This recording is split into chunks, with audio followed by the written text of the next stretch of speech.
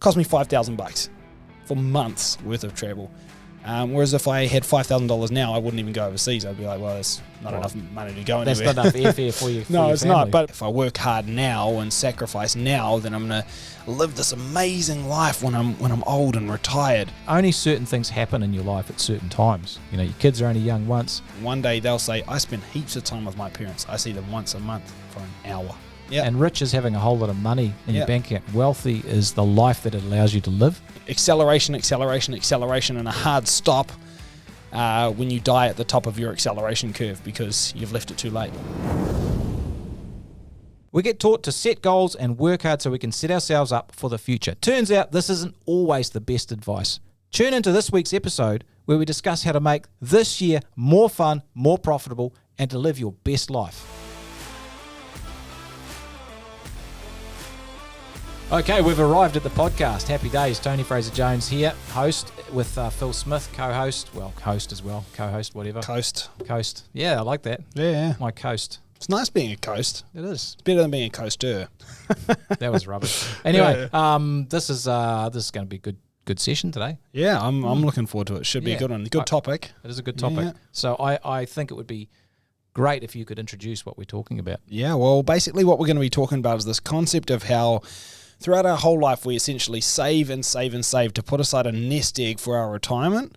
Essentially, we're all working towards this big payoff, right? Like, if I work hard now and sacrifice now, then I'm going to live this amazing life when I'm old and retired. I'm going to have all this fun. But it turns out there's a little bit more to it than that, right? There is. It's an interesting concept because that idea of delayed gratification, working hard, you're working and behaving like no one else will now, so you can behave like no one else can later, you know, like getting the money side sorted now so you can actually be cool later. There's definitely part of that that's important. And if you just live for today, you see a lot of people, that's why they go join a hippie commune. It's like free love, free everything. Well, it turns out not everything is free. Hang on. Do you not live on a hippie commune? Oh. I thought you did. I'm more of a Gloria Vale guy. Who's a what Vale? Gloria Vale. I thought that was just Google Gloria Vale. Yeah. Maybe don't. This was heading in good direction. Sorry, I derailed. No, I appreciate you derailing my derailment. It's actually what kind of happened. I could just interrupt your interruption. Yeah, happy days. Yeah. Like delayed gratification is important, but if that's all you do, if all you do is build things up for the future, then might not ever get there. Yeah, you might not. And I think that's kind of the whole problem we'll be digging into. And I'm sure you have a story to kick us off. I do have a story. This is a story from the good book, from the Gospel of Luke in the New Testament. Phil, good story. It's a good story. Good few yarns in there. The story was about a rich man whose land produced a really massive harvest, bumper crop, and he found himself wondering what he should do with all the extra crops he had.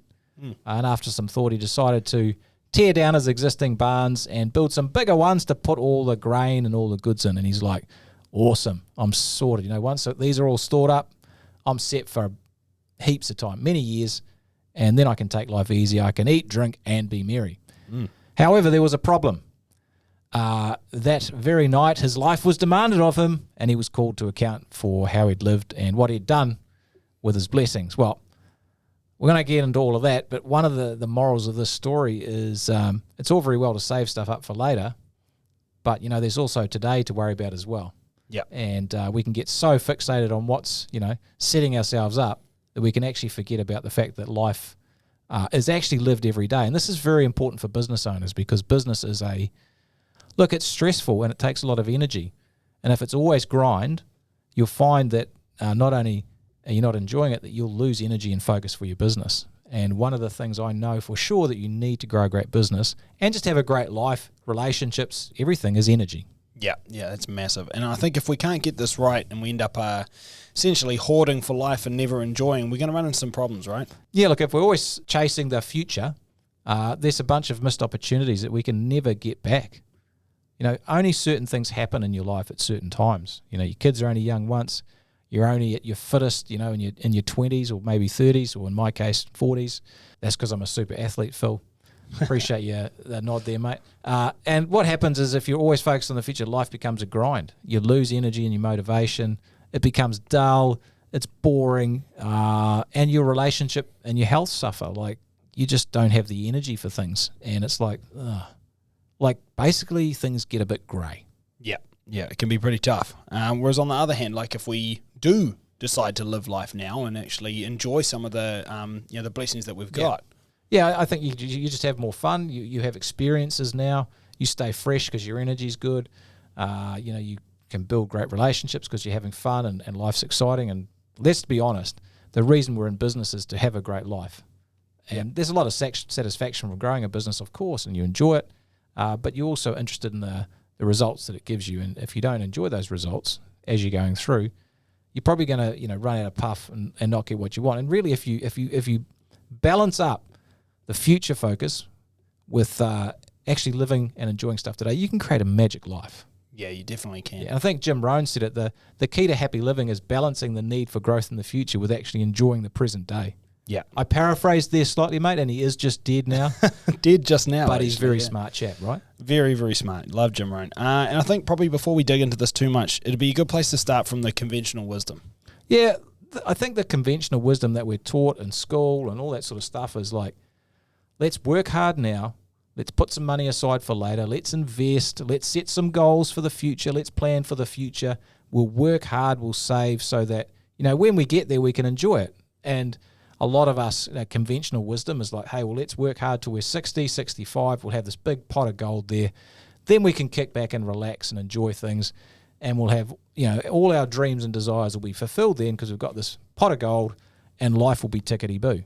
Yeah, I think you've one thing that you've hit on the head there that really gets me is if you do really buy into that conventional wisdom at the moment, I'm not surprised. This is conditioned into you since childhood. Is delayed gratification, save. Think about later. You don't want to blow all your money, or don't be reckless. Don't spend on this or holiday there, or get those clothes or that boat or that car, because what will you do when you're older? It's really drummed into you. It's pretty hard to escape, and it's something that would have probably been the mindset of you, your parents' parents. And so the really hard thing is it's actually just very emotionally difficult to let go of that conventional wisdom. Well, it is, and it's actually we've experienced this through a generation or two back, because a lot of our ancestors went through the Great Depression and they had nothing, and so they would flip and reuse the tea bags, all that sort of stuff, if they were lucky enough to have tea bags, and that sort of mindset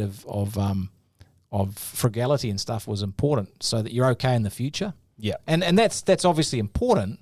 We're not saying don't do that. You've got to be sensible. Yeah, but there's actually a flip side, which is causing a lot of problem, not only for business owners, but for a lot of people in their working lives. Yeah, 100%. So that's kind of the conventional wisdom. Whereas what we're talking about is a concept which actually, we sort of thought about a bit and we talked about a bit, but I think this really hit home for both me and you. We read a book called Die with Zero by a guy called Bill Perkins, a very smart man. Also a very wealthy man, and I think that's part of the that's learning. Actually an important part of this learning, because it's quite easy to die with zero when you never had more than zero. Yeah. You just probably might die a little sooner. But anyway, in this case, his whole concept... And probably miserable as well. Probably miserable. We digress. His whole concept is about trying your absolute darndest to die with nothing left, with the tank empty. And the concept he's getting at is, rather than saving up through your whole life and then leaving this bunch of money at the end for you to enjoy, but she's saving for too long and getting to a point where you actually don't have time to enjoy it and you can't spend all the money, and basically you've created this nest egg that's so big you can't eat it, and then dying with that nest egg. He said, instead, let's try to die with zero, so that you actually save up throughout your life. You do still have to do that. A lot of people are going to live long lives these days. So it's not about not saving. It's not about pissing your money away. It's about still saving, but not waiting too long before you start what he calls the deceleration. So here's the acceleration of saving, where you're saving more and more and more throughout your life, but then getting to a point where you choose actively to decelerate your saving and instead start spending down that nest egg, so you can get as close as possible to dying with nothing left. And I think for me it's just a really, really cool thing. It's not about an acceleration, deceleration is what he's after, not about what he calls an acceleration, and a hard stop. when you die at the top of your acceleration curve because you've left it too late. Bro, there's a lot of accelerating and decelerating going on right now. And, I know. I feel like I said accelerate about 20 times. That's all good. The thing about die with zero is the time money. Yeah, this is equation. Huge. This is huge because at the end of the day, like you only really have two resources. Well, I mean, three: time, money, and energy. Right. So, in this case, you're building up money. That's something you're going to do throughout your life, and you're going to accelerate it. The saving of that.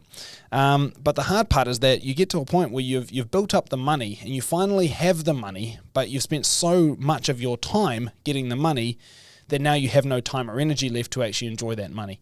And so at that point, it's really a waste. And so what he talks about is actually feeding all three of those assets. So yes, you're building up the money, you're building up the wealth, but you want to be able to enjoy that and use your time wisely. And boost your energy as much as you can, so that you can be rich in all three, rather than just building up money for nothing and running out of the time and energy. And for the concept is if you actually arrive at the time where you go off to the happy hunting ground and you've still got lots of money in the tank, what that basically means is you've left it to your kids maybe or a cause, and maybe there's a point to that. Although there's another point to that. We'll get to that point. But if there's a bunch of money left when you're finished, basically, that means that you've spent too much time getting that money, probably too much time grinding, if I'm honest. And you could have spent more of that time doing stuff that was fun, and your life would be richer because the quality of your life is about the relationships and the experiences you have. It's nice to have a bunch of money in the bank, but for any of us who have that, it's like once you got it, it's one of those things, if you don't have it, you don't know, and you think people with money are dickheads, but once you've got it, you're like, well, actually... Well, ironically, you get to an age where you don't have much time left. Honestly, your time is ticked on. And at that point, if you've got a bunch of money left, I bet you would give anything to be able to spend that money on getting more time. In fact, people often do. They go and they spend a bunch of money on longevity and health stuff that they can buy.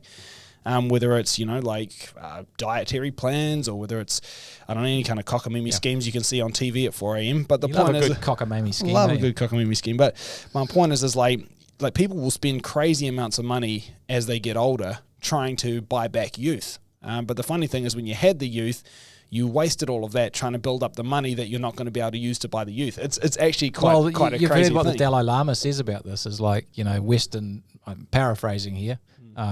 You love a paraphrase. I'm good at paraphrasing because my memory's too to remember stuff. You can get the gist of it. He's like, Western capitalist culture is really good at working really hard so you can enjoy your life. And when they've got the money, then they spend all the money they've made to actually get their health and their life back. Yeah, right, exactly. So it's not quite right, but there's this balance thing. But it's a balance, and the way that we kind of live our life at the moment is actually a bit of an oxymoron, So we want to avoid that. The key thing here is time, money, energy equation, but there are only some opportunities and experiences that you can have at certain times in your life. And this is the real thing that this really struck home to me. If you want to go backpacking through Europe, you do that when you're 20, 25, maybe 30. But you don't do that when you're 40, 50. Well, some do, but it's just weird. It's a different experience. It's a different experience. Yeah. Is that for everybody? The people you're backpacking with are also going to be like, yo, this old dude in the bunker. Yeah. Get out of here, granddad. You're old enough to be my grandfather. Yeah. Anyway, moving on. But it's a different. You can't have that experience again. Now, when your children are young, man, they grow up quick, right? There's some experiences that you can never have again. Now, if you spend all that time grinding for the future, you may have missed the experience which would really enrich your life, and you might have been better to divert a bit of resources, a bit of time and effort and money to actually spending a bit more time here. Once your kids have left home, they've spent the most amount of time you're ever going to spend with them. Like the amount of time you spend with them once they've left home is minuscule compared to what it's crazy. I saw a stat the other day. By the time your kids are 18, you've already spent 97% of the time you'll spend with them in their life.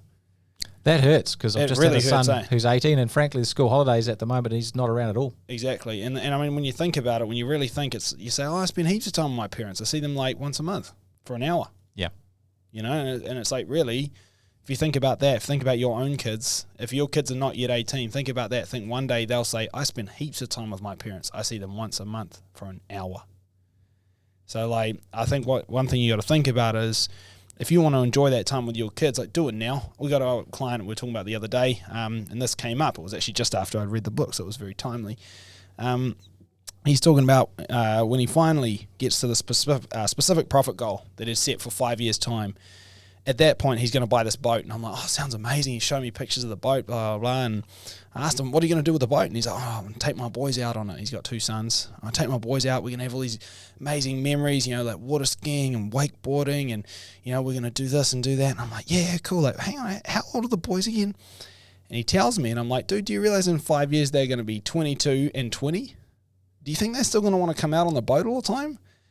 And his jaw hit the floor and he goes, holy crap. He's like, this is wrong. Like, what am I going to do? And I was like, you should buy the boat now, man. And he goes, I can't afford it. And I'm like, well, what do you mean? I was looking at your financials. Like, you can afford it. And he's like, yeah, but, I need that money because X amount of cockamamie reasons, really. But essentially what he was saying is I don't feel comfortable to part with that money until I have enough. Until I have enough, whatever that means. He basically wanted this huge multiple of that amount in his bank account so that it wouldn't really feel like much to spend it. I'm like, the problem is if you don't spend it now, you shouldn't spend it at all. Yeah, it's a waste of time. It becomes a waste. Yeah. As you get older, your ability to enjoy certain experiences is less as well. So you're not actually physically capable. Yeah. So if you're 70, are you going to go trekking through the Andes or whatever, or the Himalayas? Probably not, because you just can't do it anymore. Yeah. And so, but what most people are doing is waiting till they're 65 or 60, whatever it is, when they've got the time to go and enjoy these things. So it's about pulling some of that forward and enjoying it now. It's actually good for business. We'll get into that in a minute. But also, if you think about, well, I want to leave some money for my kids. Well, you think about them as well. Most of us now are going to live to where 80, probably more like 90 or 100. If we look after ourselves in any way, and modern medicine is extending life. So we're going to leave that to our kids when they're 60 or 70. They don't need it then. When do they need money? When they're like 25. 25 to 35, when they're having families of their own. That's it. Any money we could give them then, even if it's a smaller amount, will make a huge difference to their quality of life. And so that would be a better use of resources for everyone. And so it's just understanding that kind of consumption, accumulation equation, and actually bringing some of it forward. Yeah, well, it's funny. Both my parents have had talks with me about, Phil, one day, when I die, this is how you'll go about getting this or getting that. And I'm thinking to myself, like, I don't need your shit, man. Like all the respect in the world, Mum and Dad, if you're listening, like leave it to someone else. I don't need it anymore. Whereas if I was 25, I might have needed it then, but also you couldn't have given it then. So I think the big thing is if you're saving something up to be able to give it, just remember, when are you going to be able to give it, and is it even worth giving at that point? Because if it's not, then probably the best thing for everybody is for you to enjoy it in the moment. It's just going to be better. Yeah, and you don't enjoy everything in the moment. This is the point. We're saying you don't join the hippie commune and just free for all right now. It's about appropriate balance. A balance. But most of us are really focused on the future and life being good then. Yeah. Let's make life good now. It's huge. So let's talk about how to do this, because I think there's a few little tips. Well, I think this is a great time. This pod's coming out in the new year. We're talking in the new year. And how can we actually make this year more fun and better experiences, but also more profitable as well? And there's a few ways we can do that. I think there's one thing that's really cool that I know you like talking about. Oh, is this the bucket list? I love talking about good movie, list. that one, by the way. Great movie. If you haven't watched The Bucket List, you should watch that. It's a thumper. I love the bucket list idea. The reason I love the bucket list is because every time I've made a bucket list, I make a list of all the stuff I want to do in my life. And it's funny because you're sort of saying, in my life. And what I often end up doing then is I say, yeah, cool, like, man, I want to go up Machu Picchu, and I want to do this and do that and buy this and buy that, and I'm going to get this car and that boat. And it's funny because you look at all this and your time frame you've used to write the list is between now and the rest of my life. But then what you should do is that if you look at each one on that bucket list and say, when am I realistically going to get the most enjoyment out of that? Suddenly you go, well, I want to get up Machu Picchu one day. And I'm like, bit of a walk, few hills, pretty hard on the body and the knees. I probably can't do that in my old age. So then you're like, well, realistically, how old could I be to still enjoy that? And I'm like, well, honestly, I still want to be in pretty good working order. And I'm like, well, 34 now.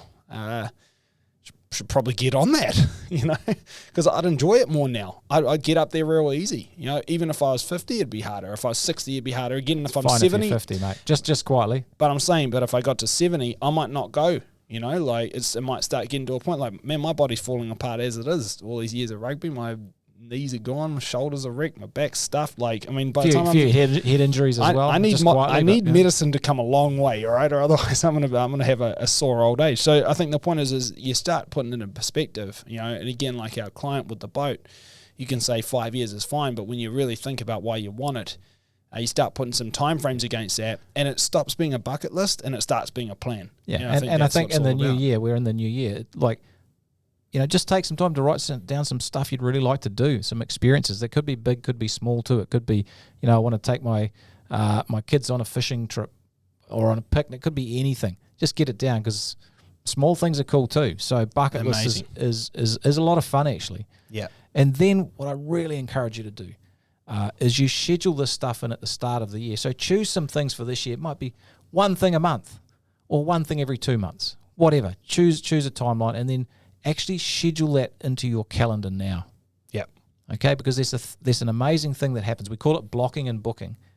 If you wait to see if you're available in July to do something, you won't be. You won't be available, because your calendar will fill up. But if you put it in your calendar now, you block it out, and that's unavailable, everything else will fit around it. Yeah, that's huge. Absolutely magic to do this. And if there's any money that needs to be spent or deposits paid, pay the deposits and make the bookings now. Then you're going to do it. Then you have to go. So you actually lock these experiences in now. Yep. Block and book, high priority. That's a lot of fun. Yep. And the other thing about this is, when you're in business, it takes a lot of energy. And if you're working hard all the time, life actually becomes just this long marathon. And marathons take a lot of energy. And what typically happens as a business owner, we're running marathons at sprint pace. So it's a bunch of sprints back to back at the length of a marathon, which is doubly exhausting. Yeah, okay, it's pretty bloody tough. When you break things up with some breaks and some experiences, you're actually breaking your year up into a series of sprints with some rest. So work ethic and rest ethic. You rest ethic's going to help you work better because you've broken it up. Well, we always say rest ethic makes work ethic sustainable. That's the whole point, right? It's nice. I like that. So, schedule it in. That's block and book it. That's going to make a huge difference. Yeah, massive. Next thing for me is just remember that the purpose of life is to live. So get busy living. I think there's so many fun things you can do, and I think we often will hold those fun things off for this mythical date in the future. And even if you're not thinking, man, I'll do that when I retire, you might be holding on for some kind of goal or some kind of milestone, maybe a profit level. When I get there, then I will do the cool thing I wanted to do. So you might be looking at your bucket list and thinking, when I reach X goal or X horizon, then I'll tick these things on my bucket list.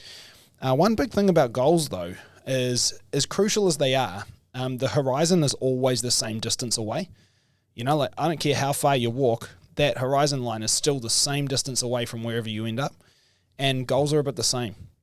I know me and you have set a few goals over the years, and it's funny, every time we hit one, we're bitterly disappointed because that's not the goal anymore. We're now looking miles ahead.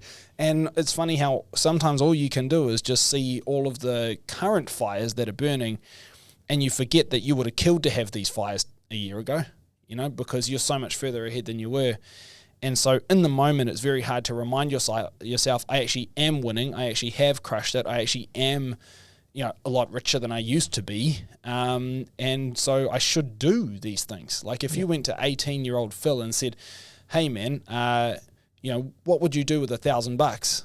18-year-old Phil would have been telling you about this world trip, This is important. I've heard this distinction between being rich and wealthy. Yeah. And rich is having a whole lot of money in your bank account. Wealthy is the life that it allows you to live.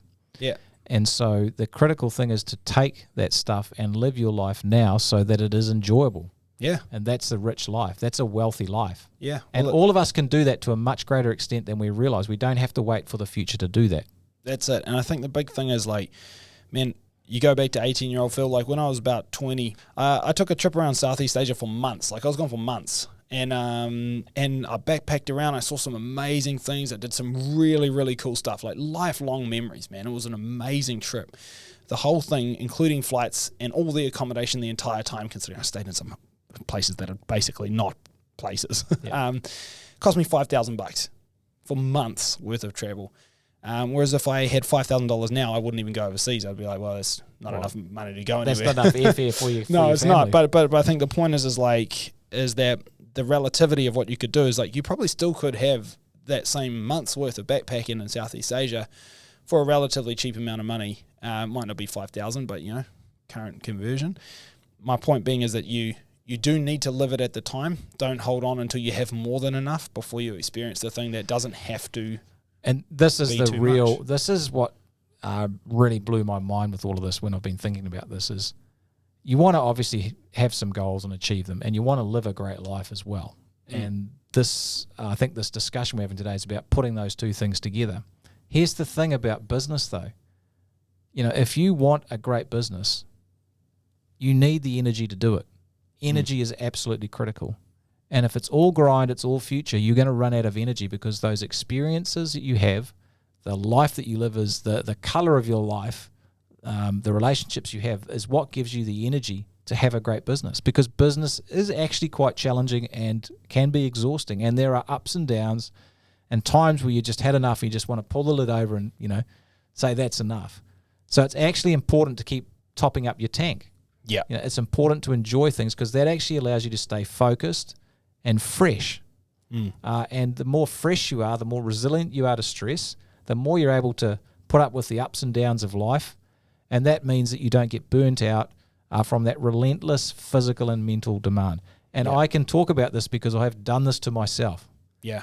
I've been expert at the grind and not expert at the, creating the experiences. And I'm learning and getting much better at that now. And I know some of you might have this sorted, but I know most of you are probably struggling with this. Yeah. And so really what this is about is, okay, goals are great. Let's set them, use them to create momentum and energy, but take the time to enjoy things as you go along and use the resources that you're generating to have a great life along the way. And smell the roses. Smell the roses. There's no point dying with a massive pot of gold at the end if you haven't enjoyed any of it along the way. That's right.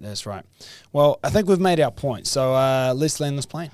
Yep. Well, be careful that you don't buy into the convention of wisdom of just setting everything up for the future and enjoying it when you retire. Make sure you plan experiences and use the resources you've generated to have a great life now. That'll give you a lot of energy and enjoyment and in turn help you create a great business anyway. Thanks heaps for listening. We'll catch you all again next time. See you later.